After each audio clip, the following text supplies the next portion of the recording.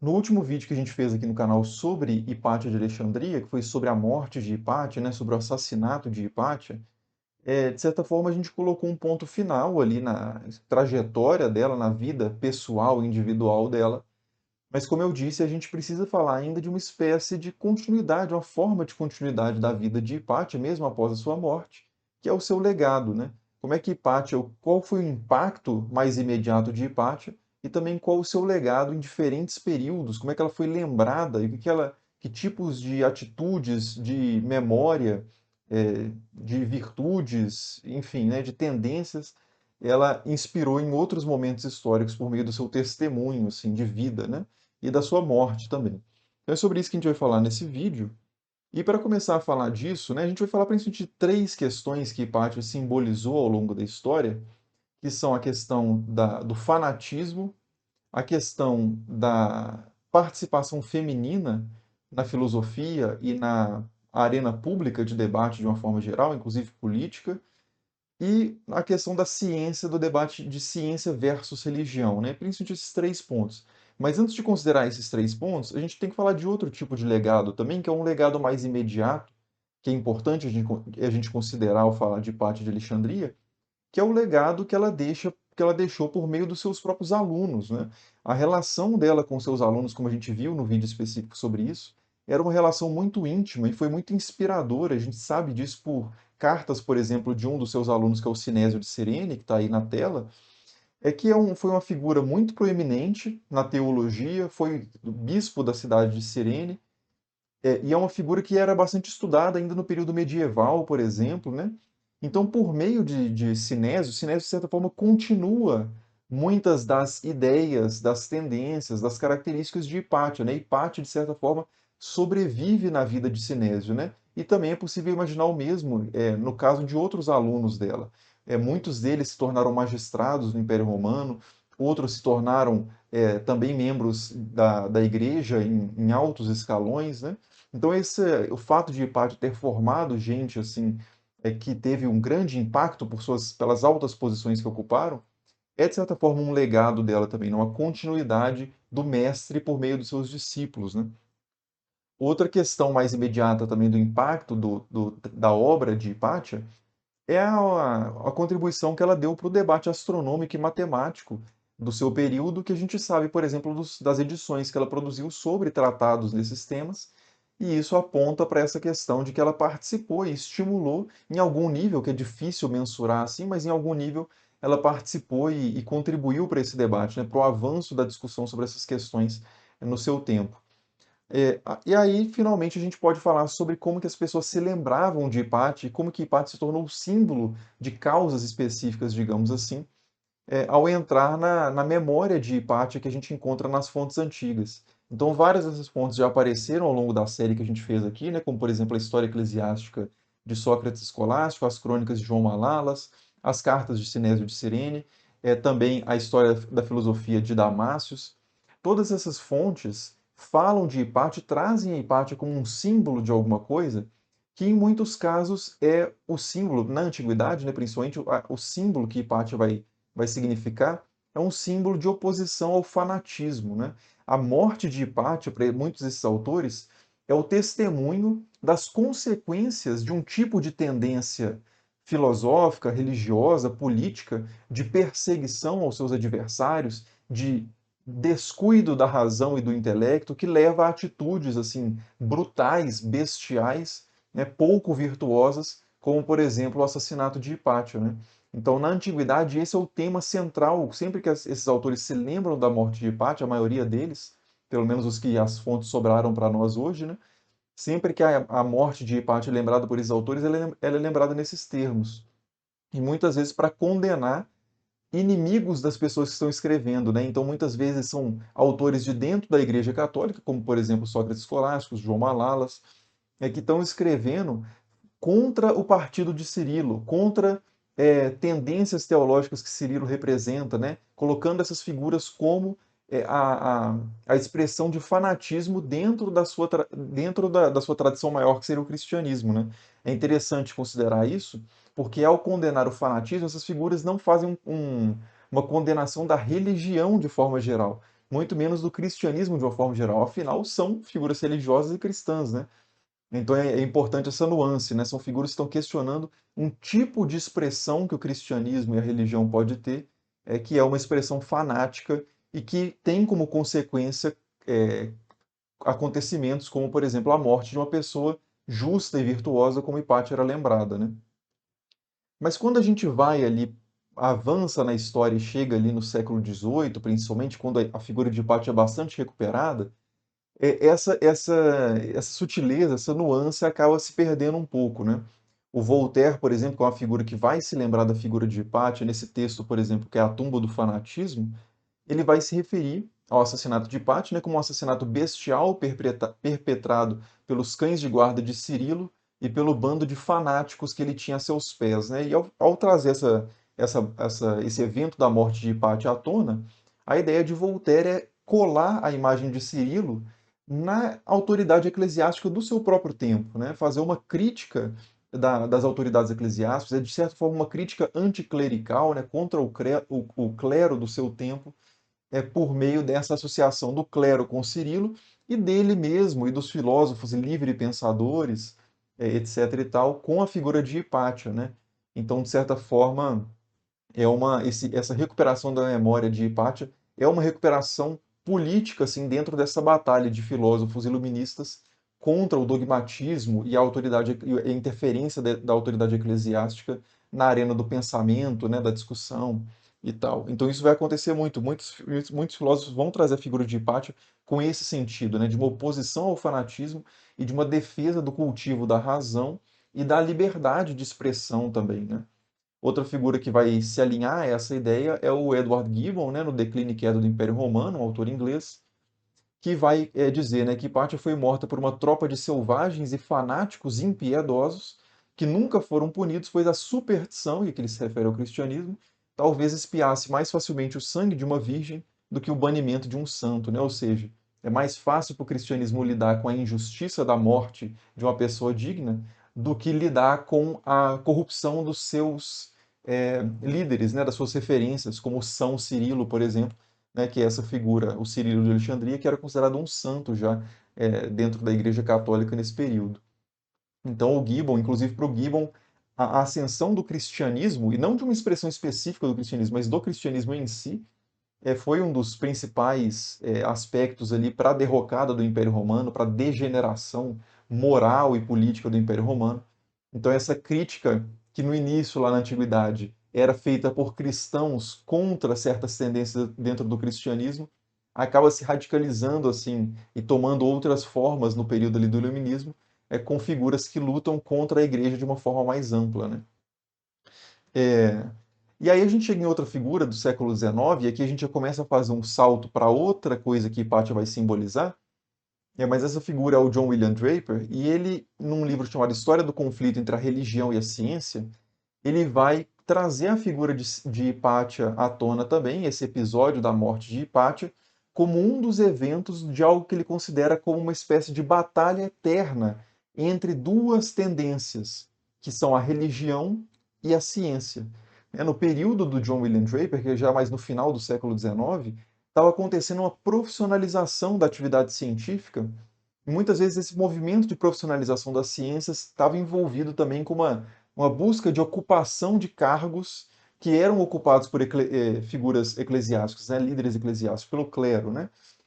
O próprio John William Draper ele tinha uma, um atrito muito grande com a Igreja Católica, principalmente, especificamente, porque ele é o período em que a Igreja Católica proclama a questão da infalibilidade papal, né? E existe uma bula, né, um documento da Igreja falando que a Igreja deveria sim arbitrar questões de filosofia, de pensamento, quando essas coisas se opusessem à doutrina oficial da Igreja, né?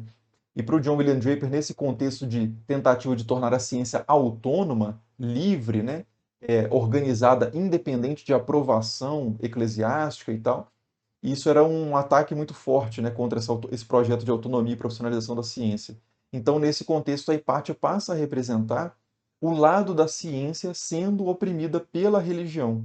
E aí, de novo, né, com essa perda um pouco, não total, mas uma perda em grande parte dessa nuance, né, de que, na verdade, o combate inicial, o que Hipátia representava inicialmente para os autores antigos, não era um combate, não era a questão da ciência versus religião, mas uma questão do fanatismo que poderia acontecer em qualquer área, né, versus a temperança, a virtude, a racionalidade, que também poderia acontecer em qualquer área, né, fosse na religião, fosse na ciência.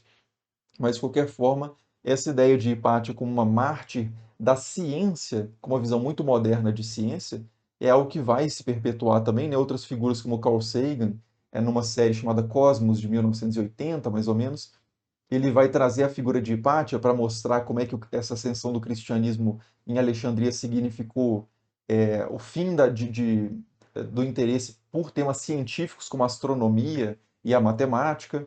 Né, o Bertrand Russell, também um filósofo anterior, claro, o Carl Sagan também vai fazer essa crítica, vai fazer essa leitura histórica, né? Mas, de novo, essa leitura ela perde essa nuance porque o próprio Carl Sagan, nesse Cosmos, tem um momento que ele fala do Serapion, que é um templo sobre o qual a gente falou lá no vídeo sobre Alexandria, e ele diz assim, né, de passagem, mas é interessante ele dizer isso, ele diz assim, que o Serapion, antes um local dedicado aos deuses, nos tempos de Hipátia era um local dedicado à ciência. E ao falar isso, ele demonstra assim que para ele era inconcebível que o Serapion fosse essas duas coisas ao mesmo tempo, que era o que o Serapion era, né?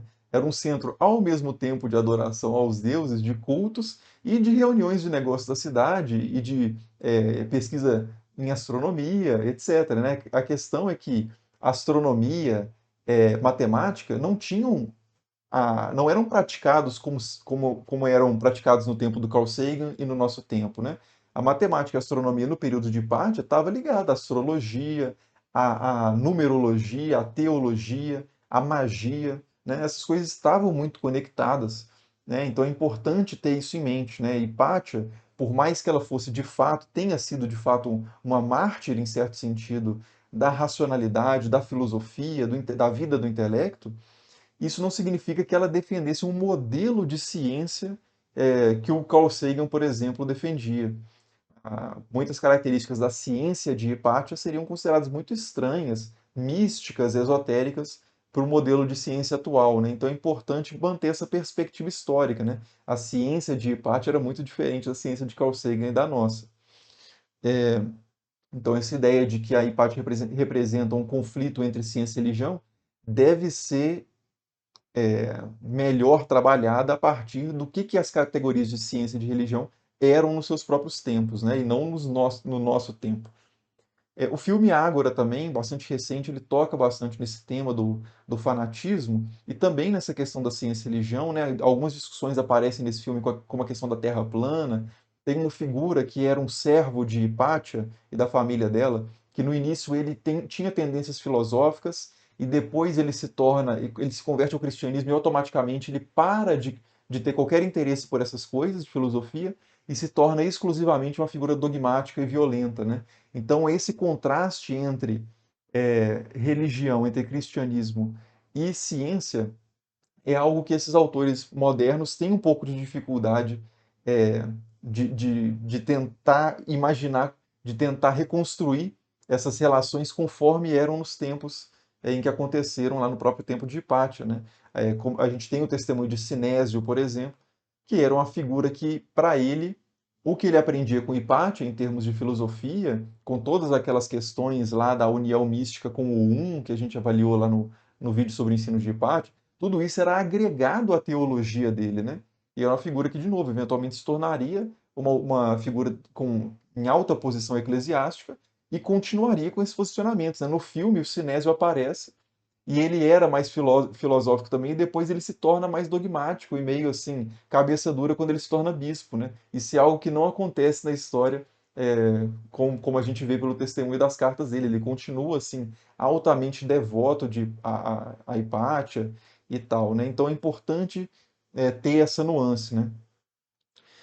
Agora, entrando num terceiro ponto, então a gente falou sobre a questão do fanatismo, sobre a questão da relação entre ciência e religião.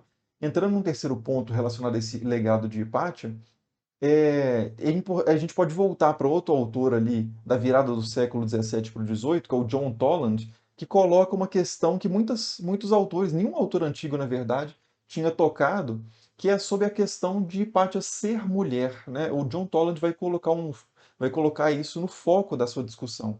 Então ele vai escrever esse livro, que é o Hipátia, ou A História de uma Senhora Bela, Virtuosa, Erudita e em tudo bem-sucedida, que foi despedaçada pelo clero de Alexandria para satisfazer o orgulho, a falsidade e a crueldade do arcebispo, comumente, mas indevidamente intitulado Santo Cirilo, né? Esse é o longuíssimo título do livro, né? Como era comum na época ter esses títulos. É um título bastante explicativo, e ele já coloca essa questão, né, da oposição de Hipátia, bela, virtuosa e erudita, contra Cirilo, né, orgulhoso, falso e cruel. Então ele também toca na questão do fanatismo, também a Hipátia para ele também representa isso. E John Toland, inclusive, é bom dizer, foi perseguido pela igreja e foi inclusive condenado à fogueira pelas ideias que ele defendeu num livro chamado Cristianismo Não Misterioso, que é uma leitura racionalista ali da teologia cristã, principalmente da Bíblia, na verdade, e da questão dos milagres, mas ele conseguiu fugir para a Inglaterra e sobreviveu a isso, né? Mas ele quase teve um destino semelhante ao de Hipátia, em certa medida, né? Então ele se identificava muito com essa figura e era um grande questionador do fanatismo religioso, com toda razão, né? Mas nesse livro ele chama a atenção para outra questão, como eu disse, que é a questão de gênero assim, de Hipátia, né? Que é a questão de Hipátia ter sido mulher e Cirilo ser homem, né? Para ele isso significa algo muito importante. Então ele vai escrever, por exemplo, né, que Hipátia foi a encarnação da beleza e da sabedoria, e todos os homens, e aqui no sentido do sexo masculino mesmo, deveriam se envergonhar por terem entre eles os perpetradores de ato tão brutal e selvagem. E, por contraste, ele vai dizer que as mulheres não têm pouca razão em se valorizarem, afinal, houve entre elas uma senhora capaz de impressionantes conquistas. Então, o John Toland escreve num contexto em que as pessoas discutiam bastante essa questão das virtudes e das potências, né, femininas, da possibilidade das mulheres alcançarem é, um alto nível, por exemplo, intelectual, de mérito em atuações públicas, políticas, né? Existiam muitas figuras ainda ligadas a àquela ideia que a gente viu de Platão e Aristóteles, por exemplo, de uma inferioridade natural da mulher, mas vários outros autores, como o próprio John Toland, várias outras mulheres mesmo desse período já escreviam, né? Dizendo que essa ideia era totalmente absurda e que as mulheres tinham as mesmas capacidades que os homens nessas áreas, né? Por exemplo, na questão intelectual. E o John Toland vai pegar a Hipátia como um exemplo disso. O próprio John Toland considerava que no seu próprio tempo as mulheres eram muito ausentes nas ciências, na filosofia, na política, e ele achava isso lamentável, né? E buscava esse exemplo de Hipátia, que Hipátia foi tudo isso, né? Foi uma figura bastante proeminente na filosofia, na política, pela seu envolvimento ali com Orestes. Então ele pega todos esses elementos para colocar a Hipátia como um símbolo mesmo da possibilidade e da necessidade da presença feminina nesses espaços, né, de filosofia, política, etc., dessa expressão pública do florescimento das possibilidades femininas que estavam sendo oprimidas por preconceitos e pela estrutura social do seu tempo, né? Então, para o John Toland era muito forte essa questão do gênero de Hipátia. Muito poucos outros autores pegaram essa questão antes do Toland, né, no século XVIII. E, claro, isso vai se tornar uma questão muito importante na lembrança de Hipátia, no legado de Hipátia, mais tarde. Então, por exemplo, a gente tem esse jornal de filosofia feminista chamado Hipátia, né, em homenagem à filósofa. A própria fundadora desse jornal, que é a Linda Lopes McAllister, que está aqui, né, é recém-falecida, inclusive, não tem muito tempo. Ela escreveu esse livro também, ou editou esse livro, né? Que é As Filhas de Hipátia, 1500 anos de mulheres na filosofia, então buscando fazer esse resgate dessas mulheres, ao mesmo tempo para recuperar a história dessas personagens e para inspirar também a história de próximas personagens, né? Estimular a participação feminina nessas áreas, né? Outro livro que vai nessa linha também chama O Legado de Hipátia, ou A Herança de Hipátia, da Margaret Alec, que é uma história das mulheres na ciência da antiguidade ao final do século XIX, né? Então, esse movimento de tentativa de recuperação de figuras femininas e associando elas, de certa forma, a filhas de Hipátia, o legado de Hipátia, mostra como a ideia de Hipátia como uma das primeiras figuras a ter essa proeminência pública, intelectual e política, é muito importante, né? Foi muito importante, continua sendo muito importante para esse movimento dentro da história da filosofia de diversas áreas relacionadas de resgatar e estimular a participação feminina é, nesses temas, como que eu falei, né? Então, basicamente, esses assim, são os principais pontos. Comentem também na seção aí embaixo o significado de Hipátia para vocês também, né? Certamente essa é uma figura que estimula muitas ideias, estimula muitos sentimentos, né? Evoca muitas questões diferentes de pessoa para pessoa. Mas eu quis trazer pelo menos esses três pontos. Tem Hipátia como um símbolo de oposição ao fanatismo, uma lembrança das consequências que o fanatismo pode levar socialmente, né, como a própria aniquilação das pessoas que não se enquadram na mentalidade fanática, a questão do feminismo, né, dessa elevação e desse resgate, né, dessa justiça feita às possibilidades femininas tão oprimidas ao longo da história, e a questão da ciência e religião, né, que é importante realmente considerar a Hipátia como um símbolo da racionalidade, né, da vida do intelecto, da vida filosófica, mas ao mesmo tempo, né, fazendo essa reflexão e sendo justo com a Hipátia histórica, que é não excluindo os aspectos da produção e dos tempos de Hipátia que não se enquadram com a nossa ciência do nosso período. Né? É importante também ter em consideração o que Hipátia ela mesma valorizava em termos de ciência e religião, né? E não forçá-la também às nossas molduras atuais.